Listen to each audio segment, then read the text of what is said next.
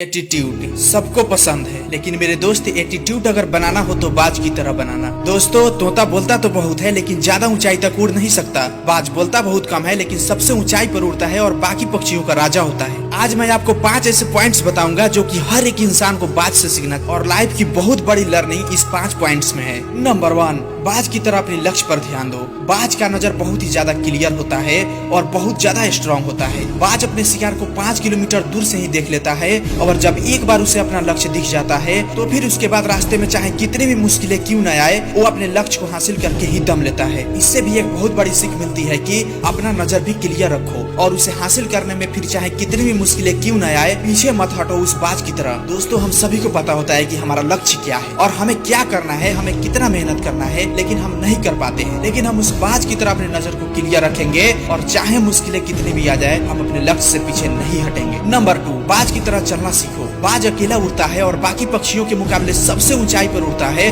बाज अकेला उड़ेगा लेकिन कभी भी चिड़िया और छोटे पक्षियों के साथ नहीं उड़ेगा। बाज हमेशा या तो बाज के साथ उड़ता है या फिर अकेला उड़ता है। बाज कभी कबूतरों के साथ उड़ान नहीं भरता। इससे हमें ये सीख मिलती है कि छोटी सोच वालों से हमेशा दूर रहें, क्योंकि झूठे शान के परिंदे ही अक्सर फड़फड़ाते हैं, पर बाज की उड़ान में कभी शोर नहीं होता। और अकेले रहो, क्योंकि यही वो समय है जब खुद को जानने का असली मौका मिलता है। नंबर 3, बाज कभी हुई मरी हुई चीजें नहीं खाता। बाज कभी भी मरे हुए जानवरों को नहीं खाता है, वो हमेशा जिंदा शिकार करता है। इससे हमें ये सीख मिलती है कि ये जो हमारा पास्ट है वो मर चुका है, तो अपने उस मरे हुए थॉट पर ध्यान मत दो और अपनी आने वाली ताजी फ्रेश जो है जिंदगी में ध्यान लगाओ। अपने पास्ट की पुरानी यादें जो तुम्हें तंग करती है, उन्हें वहीं रहने दो जहाँ उसकी जगह है। कभी भी वर्तमान में जगह मत दो, क्योंकि एक बार तुम्हारा पास्ट तुम्हारे प्रेजेंट में आ गया तो तुम्हारा पास्ट तुम्हें कभी भी तुम्हारे प्रेजेंट में नहीं रहने देगा। पास्ट में तुम्हारे साथ कितना भी बुरा क्यों न हुआ हो, वो सब यादें और थॉट्स मर चुके हैं, और उस बाज की तरह बनो जो कभी भी मरी हुई चीजों को नहीं खाता। दोस्तों, हम पास्ट में ही जीने लगते हैं और यही कारण है कि हम आगे नहीं बढ़ पाते हैं। नंबर 4, मुश्किल समय में डरो नहीं। जब आंधी तूफान आता है तो बाज बहुत ज्यादा एक्साइटेड हो जाता है।